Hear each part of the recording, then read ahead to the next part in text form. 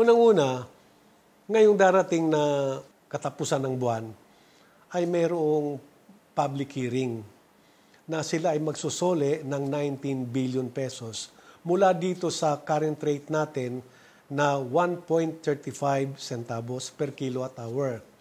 Sinasabi nila na mula dyan sa 1 peso and 35 centavos ay magre-refund pa sila. Ano ang ibig sabihin nito? Ibig sabihin nito na yung 135 ay hindi reasonable na presyo sapagkat nagsusoli sila eh. Ibig sabihin, mataas pa yan. Kung mataas yan, ang tawag dyan, unjust and unreasonable. Hindi makatarungang presyo yan.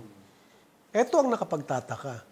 Meron silang application din na bago dito sa 5th regulatory period na kung saan magkakaroon ng public hearing din sa March 3. Dito naman ay gusto nilang magdagdag ng 33 sentimo. Para sa akin, isa itong malaking kalukuhan. Nag-offer ka mag-refund ng 19 billion sa presyong 1 peso and 35 centavos. Ibig sabihin, dapat ibaba yung 135. Pero hindi. Sa bagong application ng Meralco, humingi pa sila ng 33 centavos na kadagdagan o pagtaas ng presyo ng kuryente.